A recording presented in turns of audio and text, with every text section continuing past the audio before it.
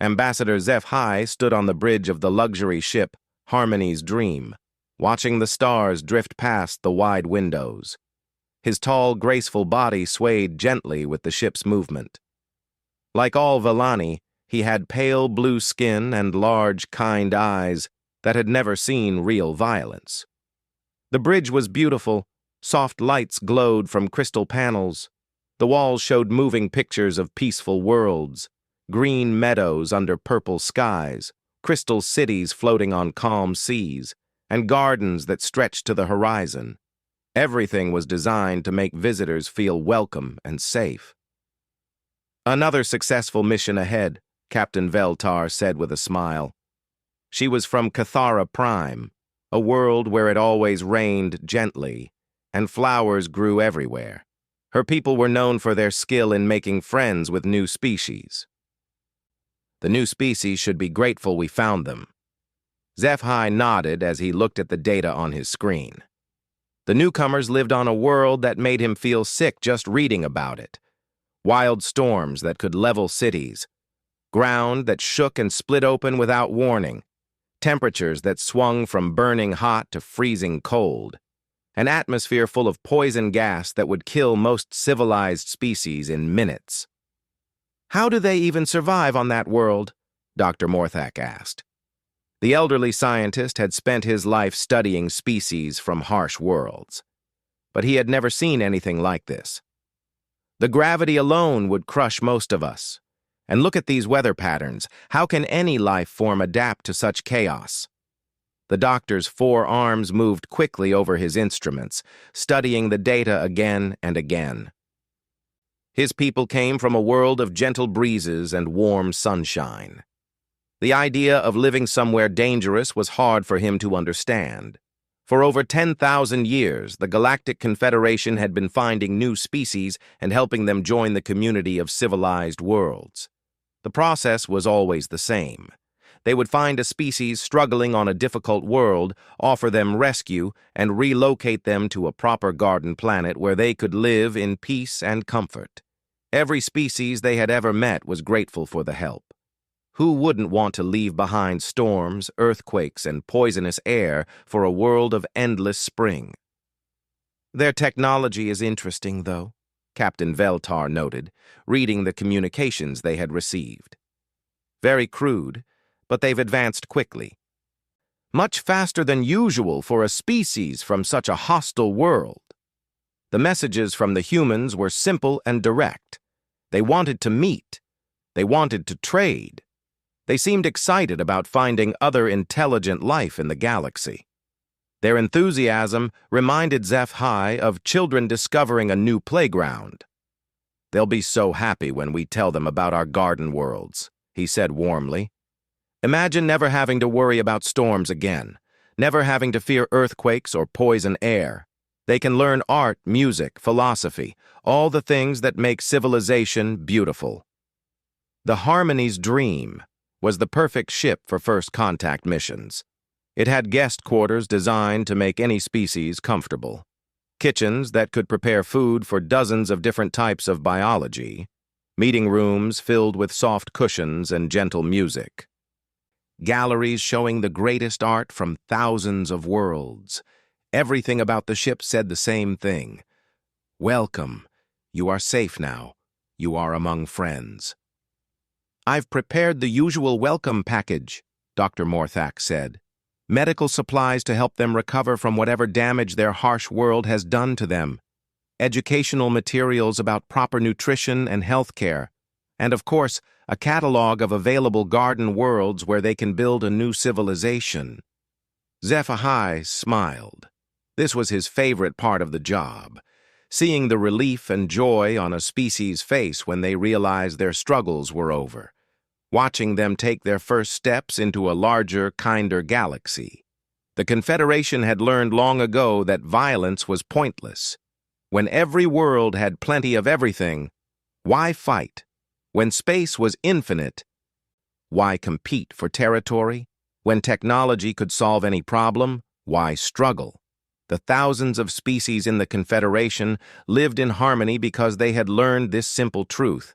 cooperation was always better than conflict. Their planet will make an interesting nature preserve, Captain Veltar mused. We could study how life adapts to such extreme conditions. Very educational for our universities. They had done this before with other death worlds. Once the native species was safely relocated, scientists could visit the hostile planet to study it from the safety of protected research stations. It was always fascinating to see how life tried to survive in impossible places. The ship's communication system chimed softly. "Incoming message from the new species," the computer announced in its gentle, melodic voice. "Put it on screen," HFY ordered. The face that appeared was startling. The creature had small eyes that seemed to look everywhere at once. Its features were sharp and angular, not soft and rounded like most civilized species. But strangest of all, when it spoke, it showed white teeth that looked designed for cutting and tearing. "This is Captain Sarah Chen of the United Earth ship Defiant," the creature said. "We're honored to meet you and look forward to our meeting. We're bringing our diplomatic team and some examples of human culture to share with you." The transmission ended. For a moment, the bridge was quiet. "Did you see those teeth?" Dr. Morthak whispered. "Probably from their harsh world," HFY said quickly. "I'm sure they evolved those for eating the tough plants that grow in such a difficult environment. Once they're on a proper world with soft, civilized food, their descendants won't need such things." But privately, he wondered, those teeth looked like they were made for more than plants. "Well," Captain Veltar said cheerfully, "let's go save another species from their terrible world. I'm sure they'll thank us for it." The Harmony's dream continued toward the meeting point, carrying its crew toward an encounter that would change everything they thought they knew about civilization, survival, and strength. The human ship appeared on their sensors like nothing the Confederation had ever seen. Where the Harmony's dream was elegant curves and flowing lines, the UES Defiant was all angles and armor plating. It looked like someone had taken a mining ship and covered it in metal plates and weapon mounts. "That's their diplomatic vessel?" Captain Veltar asked in shock. "It looks like they're expecting a battle." HFY studied the ship through the view screen.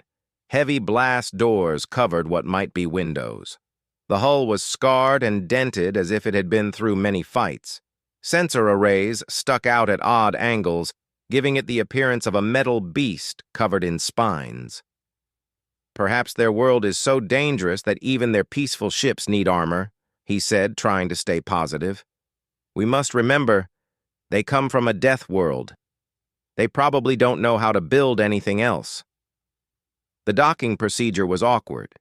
Human ships used different connection systems, and their technology seemed focused on strength rather than elegance. When the airlock finally opened, the alien delegation was not prepared for what emerged. Captain Sarah Chen stepped through first. She was shorter than most Confederation species, but something about the way she moved made HFY's instincts scream danger. Her eyes swept the docking bay in seconds, noting exits, cover positions, and potential threats. Her hand rested casually near a device on her belt that could only be a weapon. Behind her came Dr. James Reeves, the human scientist. He walked differently than Chen, but his eyes also moved constantly, studying everything. When he saw the beautiful decorations in the docking bay, his expression was strange, not wonder, but sadness, as if beauty reminded him of something lost. The third human made everyone nervous. Commander Liu Wei said he was their security chief, but the way the other humans moved around him suggested he was much more dangerous than that. He was quiet, polite, and somehow managed to position himself where he could see all the exits while appearing relaxed. "Welcome aboard the Harmony's Dream," HFY said, using his most soothing voice. "We are honored to meet the first representatives of humanity." "The honor is ours," Captain Chen replied. Her voice was controlled, professional. We've dreamed of this day for generations, to know we're not alone in the universe. But as they walked through the ship's corridors, Dr. Morthak's medical scanners were recording impossible data. The human's bone density was 3 times normal. Their muscle mass suggested adaptation to crushing gravity. Most shocking of all, they had backup organs, extra kidneys, redundant heart chambers, even secondary nerve clusters. "What kind of world creates such adaptations?" he whispered to HFY when the humans weren't listening. The welcome feast was a disaster from the start. The Confederation had prepared their finest dishes, delicate fruits that grew only in perfect conditions, vegetables cultivated for thousands of years to be perfectly nutritious and gentle on any digestive system. The humans politely declined almost everything. "We brought our own food," Dr. Reeves explained apologetically. "Our biology is specific." What they produced from their packs made several Confederation members feel sick. Cooked muscle tissue from some unfortunate creature. Plants that had been burned and seasoned with chemicals. Liquid that Captain Chen called coffee, but smelled like it could dissolve metal. "You eat dead animals?" Dr. Morthak asked in horror. "We're omnivores," Chen explained matter-of-factly. "We eat plants and meat. Our world required us to get energy from whatever sources were available." The cultural exchange got worse from there. When HFY proudly showed them images of Confederation worlds, peaceful gardens where predators had been removed, weather-controlled, and all danger eliminated, the humans' reactions were not what he expected. "Beautiful," Dr. Reeves said, but his tone was flat. "Very safe." "Safe is the goal of civilization," HFY explained. "Once you're relocated to a proper world, you'll understand. No more storms, no more earthquakes, no more struggle for survival. You can focus on art, music, philosophy, the higher pursuits of intelligent life." The 3 humans exchanged a look that HFY couldn't read. "That's very generous," Captain Chen said carefully. "But we prefer our home." "Surely you can't mean that," Captain Veltar interrupted. "Your world is a death trap. The radiation levels alone would kill most species. Why would you choose to stay in such danger?" Commander Liu Wei spoke for the first time, his voice quiet but carrying an edge that made everyone listen. "Danger teaches valuable lessons. Safety can make one soft." An uncomfortable silence followed. "What we're hoping for," Captain Chen continued, "is trade partnerships, cultural exchange. We have technology that might interest you. Fusion power systems, advanced metallurgy, medical techniques for trauma surgery." "Trauma surgery?" Dr. Morthak asked. "Repairing damage from injuries," Dr. Reeves explained. "Our medical science is very advanced in treating wounds. Broken bones, severe tissue damage? Why would you need such knowledge?" the alien doctor pressed. Another of those unreadable looks passed between the humans. "Life on Earth can be challenging," Chen said finally. HFY tried to steer the conversation back to safe topics. "We're also hoping you might be interested in mutual defense agreements," he said. "The galaxy is generally peaceful, but there are occasional problems with space pirates, asteroid impacts, that sort of thing." "Pirates?" Commander Liu Wei's eyes sharpened with what looked almost like interest. "Small groups of criminals," Captain Veltar explained. "They steal cargo, demand tribute from shipping lanes. Very annoying. Our security forces eventually catch them, but it takes time since we prefer negotiation to violence." The humans exchanged another look. This time, HFY caught something in their expressions that made him deeply uncomfortable. It wasn't fear or concern about the pirates. It looked almost like anticipation. "We'd be happy to help with security," Captain Chen said. "It's something humans have experience with." "That's very kind," HFY replied, "but I'm sure it won't be necessary. The pirates usually surrender once they're cornered. No one wants actual violence. Commander Liu Wei smiled for the first time since boarding. It was not a reassuring expression. Of course not, he said quietly. No one wants violence. But something in his tone suggested he might define violence very differently than the Confederation did. As the evening progressed, the cultural gaps became more obvious. The humans asked questions about military history, defensive capabilities, and conflict resolution that made the Confederation delegates uncomfortable. They seemed puzzled by the idea of solving problems through committee discussion rather than direct action. When the meeting finally ended, the humans returned to their ship politely but firmly declining the offered guest quarters aboard the Harmony's Dream. "We prefer our own ship," Captain Chen explained. "Familiar surroundings help us sleep better." After they left, the Confederation delegates gathered in HFY's quarters. "There's something about them," Dr. Morthak said nervously. "The way they move, the way they look at things. They're not like any species we've encountered." "They're just adapted to their harsh world," HFY insisted. "Once they've lived on a garden world for a few generations, their descendants will be just as peaceful as any civilized species." But privately, he wondered if that was true. There had been something in the human's eyes, not the grateful relief he was used to seeing from species rescued from Deathworlds, but something harder, something that suggested they weren't looking for rescue at all, something that suggested they might be very dangerous to anyone who threatened what they cared about. The alarm started 3 days after the humans left for their home system. At first, it was just one ship appearing on long-range sensors at the edge of Confederation space. Then 10 ships, then hundreds. Admiral Krethos had never seen anything like them.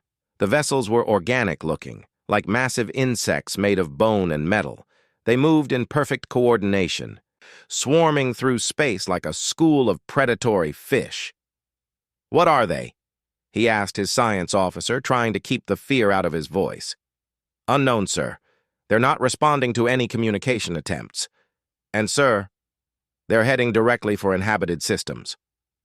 The Admiral felt his 4 hearts skip a beat. In his 300 years of service, he had dealt with pirates, smugglers, and the occasional territorial dispute between colonies. But this was different. This felt like something out of the old stories, the myths about monsters in the dark between stars. The first attack came at the Yandra system, home to 12 billion beings, all living in beautiful floating cities above the planet's crystal seas. The organic ships descended like a plague of locusts. What happened next broke every rule the Confederation thought governed civilized behavior. The creatures, they came to be called Devourers, didn't demand surrender. They didn't negotiate. They didn't even communicate. They simply began consuming everything living on the planet. Admiral Krethos watched the recordings in horror. Beings he had known for decades, entire families, whole communities, all fed into the organic ship's processing chambers. The lucky ones died quickly. The others were changed, transformed into more devourers, their minds wiped clean and replaced with the hunger of the swarm. "How many survivors?" he asked when the transmission ended. "None, sir. The entire system is empty." 3 more systems fell in the next 24 hours. Each time, the pattern was the same.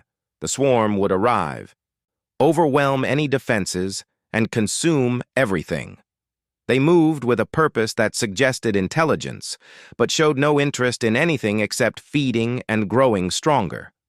The Confederation's response revealed a terrible truth that had been hidden for millennia. They had no idea how to fight. Their ships were beautiful, efficient, and completely helpless against an enemy that didn't want to negotiate. Weapons designed for mining asteroids and clearing space debris proved useless against the Devourer's armored bioships. Crews trained in diplomacy and exploration panicked when faced with creatures that treated them as food. At the Cathara system, Admiral Kretos tried to make a stand with everything he had. 50 of the Confederation's finest vessels, crews from a dozen species, all working together to protect the billions of innocent beings on the planet below. The battle lasted 18 minutes. The Devourers' tactics were perfect in their simplicity. They swarmed the Confederation ships, absorbed their weapons fire without apparent damage, and began tearing the vessels apart with organic tools that seemed designed specifically for killing. When Confederation crews tried to surrender, the Devourers simply ignored them and continued their methodical destruction. "Fall back," Admiral Kretos ordered as his flagship shuddered under attack. "All ships fall back to the outer system." But there was nowhere to run. The Devourers had planned this perfectly. They had studied their enemy and found every weakness. The beautiful garden worlds of the Confederation, with their controlled climates and eliminated predators, had produced species that simply couldn't comprehend the level of violence now being unleashed upon them. As the last Confederation ship fled the burning wreckage of Cathara, Admiral Kretos sent out a desperate message to every system in the galaxy. "Unknown hostile force has invaded Confederation space. Multiple systems lost. Enemy shows no interest in communication or surrender. All available ships requested for emergency defense of core worlds." The response was what he had feared: panic. Across the galaxy, civilian ships began fleeing toward the rim. Planets started evacuating their populations. Some systems simply went dark, their governments hoping that if they stayed quiet, the monsters would pass them by. It was Captain Veltar who suggested contacting the humans. "They're the newest members," she said during an emergency meeting. "They might have ideas we haven't considered. Their ship designs were so different from ours." "Different won't help us now," Admiral Kretos replied grimly. "We need weapons, tactics, experience with real warfare. The humans come from a single world. What could they possibly know about fighting that we don't?" But as another system fell to the Devourers, desperation made the decision for them. A message was sent to the human home system. "Confederation under attack by unknown hostile force. Request any assistance you can provide." The response came back 12 hours later. It was short, transmitted by Captain Chen. "Message received. Help is coming." Then nothing. Long-range sensors showed the human ships leaving their system, but they were moving toward the galactic core, not toward Confederation space. It looked like they were running away. "So much for human assistance," Admiral Kretos said bitterly. "They're probably fleeing to the rim like everyone else." Dr. Morthak, who had been studying the Devourer attack patterns, looked up from his console. "I'm not so sure," he said quietly. "Look at their course. They're not heading for empty space. They're heading for Earth's industrial systems." "What would they need from there?" Captain Veltar asked. The old doctor was quiet for a long moment, remembering the humans he had met. Their casual discussion of trauma surgery, the way they had looked when talking about security problems. Commander Liu Wei's smile when violence was mentioned. "I think," he said slowly, "they're going to get their fleet." But what kind of fleet could 3 humans bring that would make any difference against the swarm that was consuming the galaxy? Even if their entire species joined the fight, they were one world against an enemy that had already devoured dozens. The Devourers continued their advance. System after system fell. The beautiful spiral gardens of Villani space were stripped bare. The crystal cities of Cathara were ground into biomass. Ancient civilizations that had thrived for thousands of years were snuffed out in hours.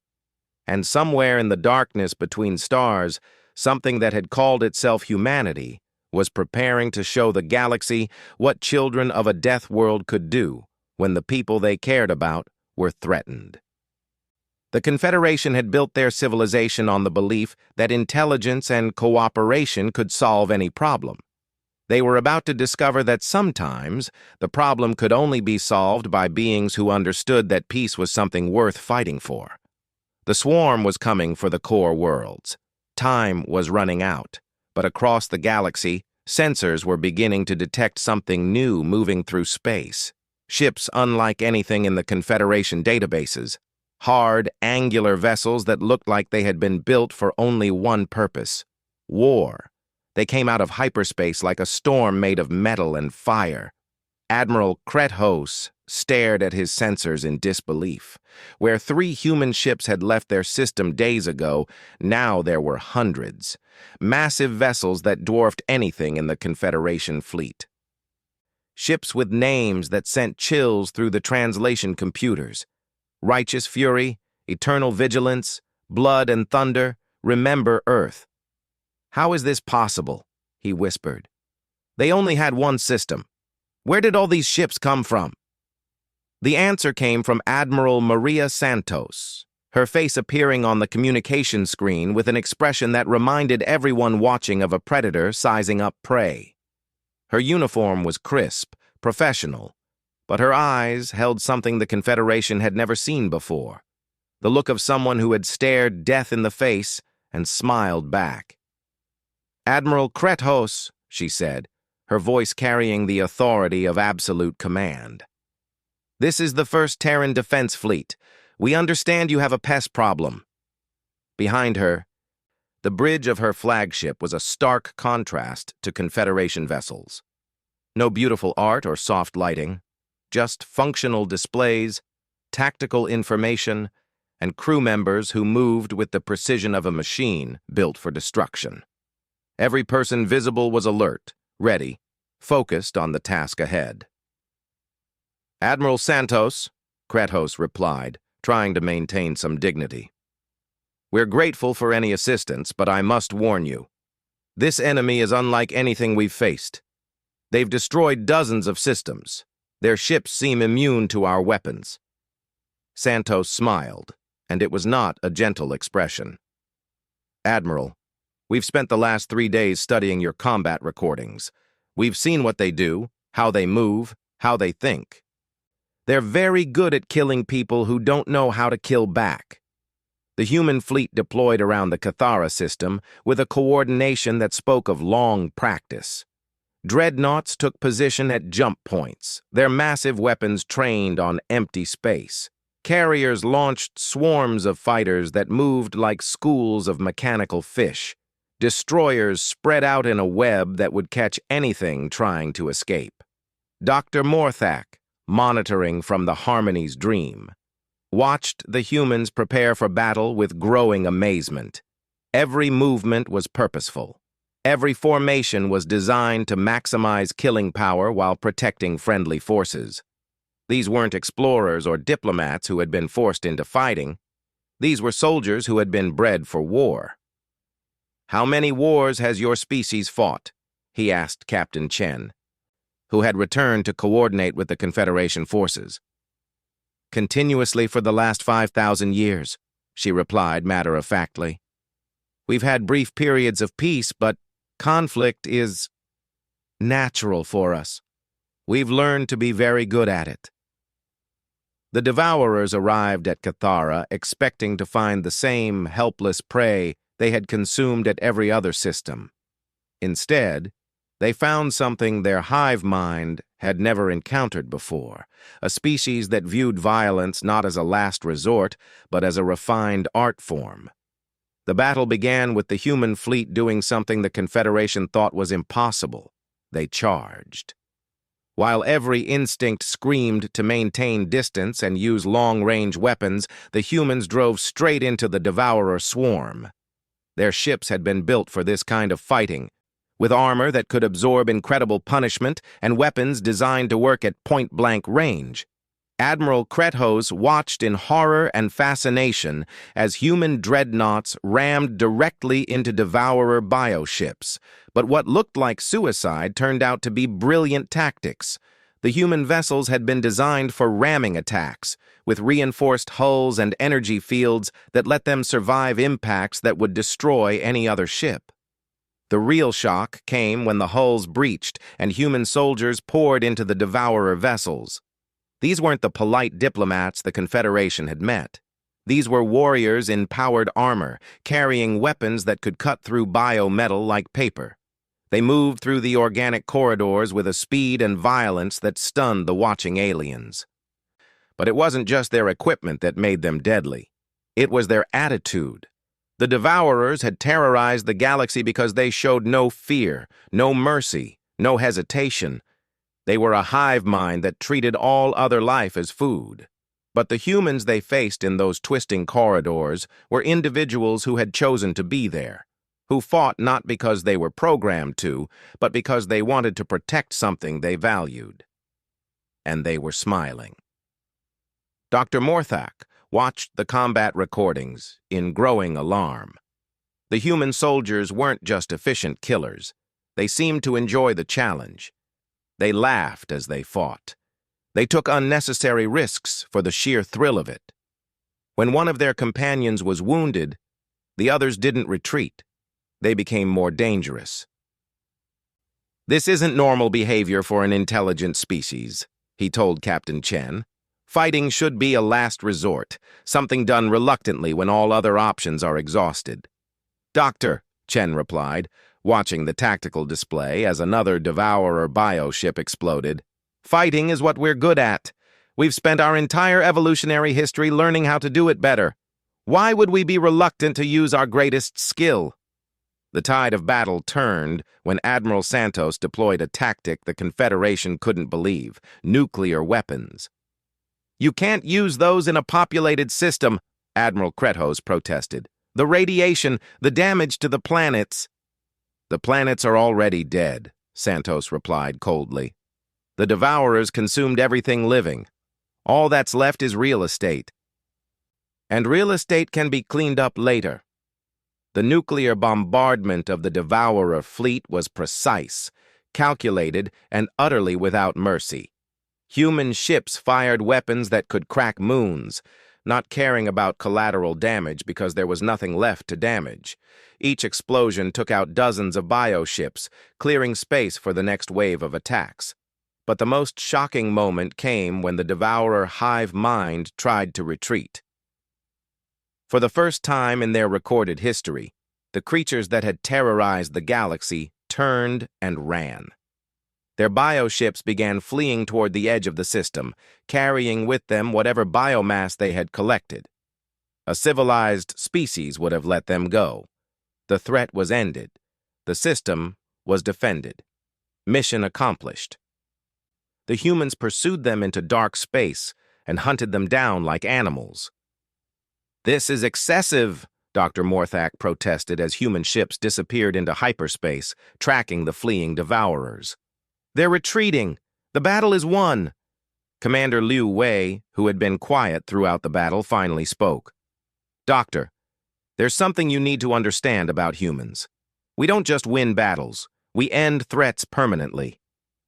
Over the next week, human hunter-killer groups tracked down every Devourer ship that had escaped. They followed them to their hidden bases, their breeding colonies, their command centers. They systematically dismantled the entire hive network with a thoroughness that spoke of long experience with total war. When it was over, the Devourers, a threat that had consumed dozens of worlds, simply no longer existed. The galaxy fell silent as the implications sank in. The Confederation had built their civilization on the belief that intelligence and cooperation could solve any problem. The humans had just proved that sometimes the solution involved the complete annihilation of the problem. "How many species have you ended like this?" Dr. Morthak asked quietly. Captain Chen was quiet for a long moment. "Doctor, our world taught us a simple lesson very early. If you're not willing to be more dangerous than the thing that wants to hurt you, then you're just prey. We decided a long time ago that we'd rather be predators." As the human fleet regrouped around Cathara, Admiral Santos sent a message to the Confederation Council. "Threat eliminated. The galaxy is secure. We're ready to discuss permanent security arrangements." The beautiful, peaceful species of the Confederation, realized they had just witnessed something that would change their civilization forever. They had allies now who could protect them from any threat in the darkness between stars. But those allies were potentially more dangerous than anything the galaxy had ever produced. 6 months after the Devourer War, Ambassador HFY stood once again on the bridge of the Harmony's Dream. But this time, the view outside was very different. The space around Confederation Central was filled with human warships. Not the aggressive formations they had used against the Devourers, but protective patrols that moved with quiet efficiency through the system. Sleek destroyers escorted civilian traffic. Massive defense platforms hung in orbit around every inhabited world, and at the edge of the system, human listening posts watched the darkness between stars for any new threats. The galaxy was safe, but it was a very different kind of safety than the Confederation had ever known. "The monthly security briefing is ready," Captain Veltar announced. She looked older now, aged by the knowledge of what existed in the dark spaces between civilized worlds. "Admiral Santos is waiting." The briefing room had been redesigned since the war. Gone were the soft cushions and gentle lighting.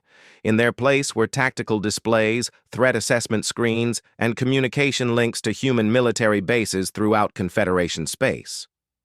Art still decorated the walls, but now it shared space with star charts marking patrol routes and defense positions.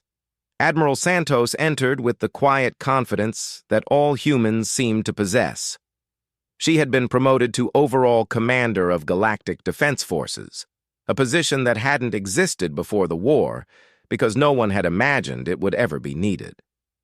"Good morning, Ambassador," she said, settling into a chair that had been specially made to accommodate human anatomy. "I have this month's reports from our patrol fleets." The reports made for interesting reading. 3 pirate groups had been eliminated, not captured, not negotiated with, but simply destroyed when they refused to surrender. A smuggling operation had been shut down so thoroughly that the criminals involved had actually requested transfer to Confederation custody. Claiming human justice was too harsh. Most interesting of all, 2 previously unknown hostile species had been detected at the galaxy's edge and convinced to look elsewhere for expansion opportunities. The humans called it diplomatic contact with potential threats. The Confederation suspected it involved showing them what had happened to the Devourers. "Your methods are very direct," HFY observed. "They're effective," Santos replied. "The galaxy has been peaceful for 6 months.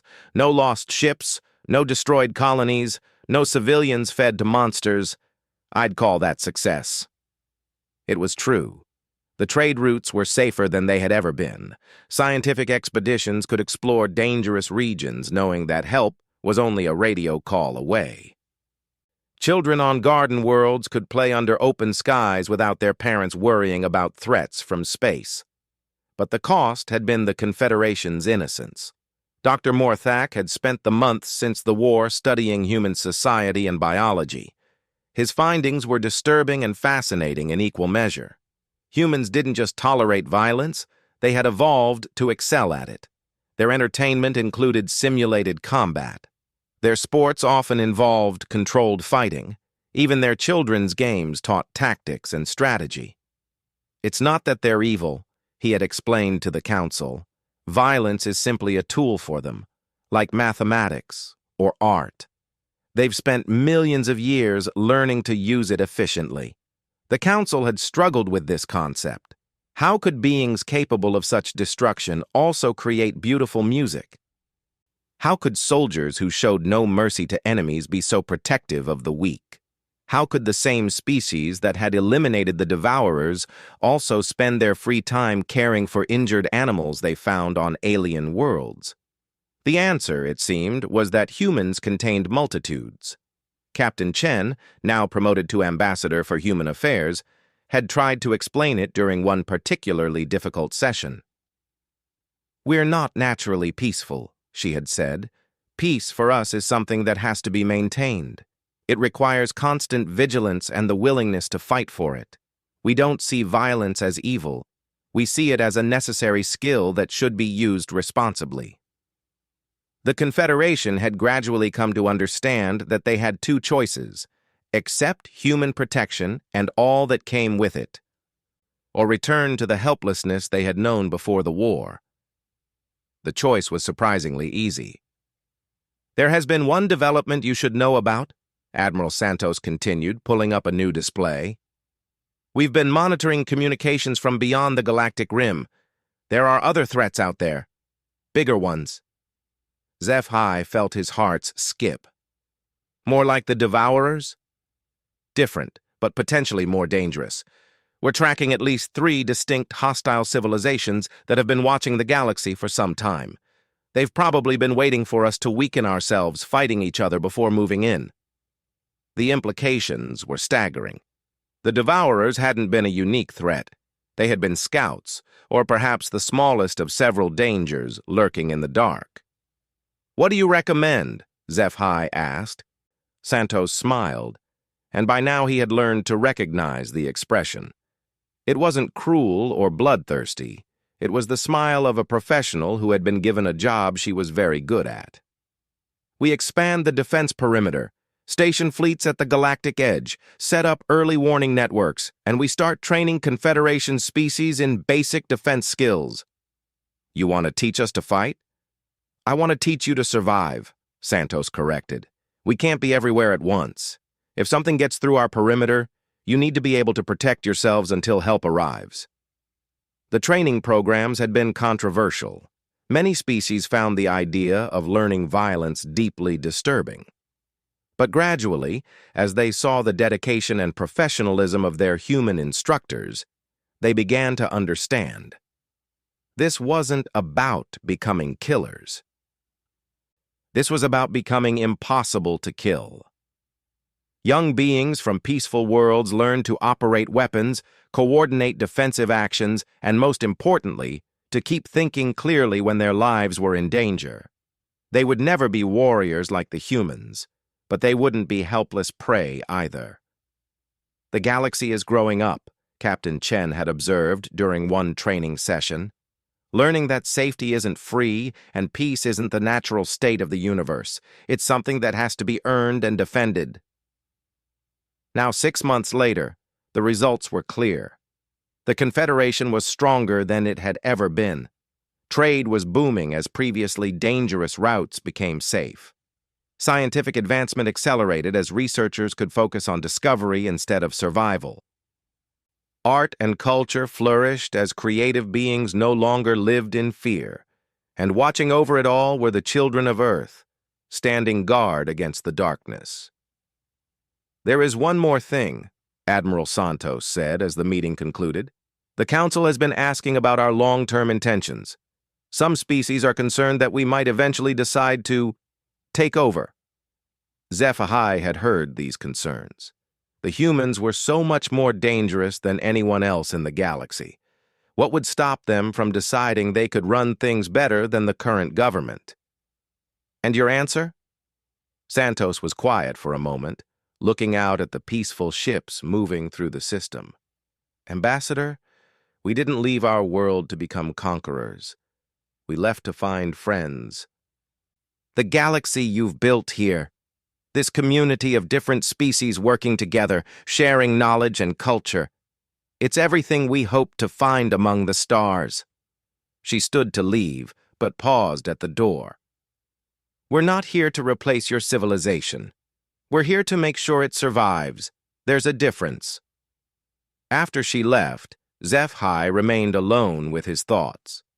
The galaxy had changed forever. The old dream of pure peace, of safety without vigilance, was gone. In its place was something more complex, but ultimately more real. They had learned that the universe was a dangerous place, but they had also learned that they weren't alone in it. Somewhere out there in the darkness, threats waited that could destroy everything they had built. But standing between those threats and the peaceful worlds of the Confederation were the children of a death world, who had looked into the abyss and decided to stare back.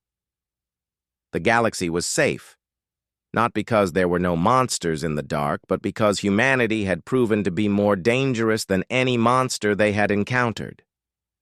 And perhaps, Zeph-Hi thought as he watched a human patrol pass by his window, that was the only kind of safety that really mattered.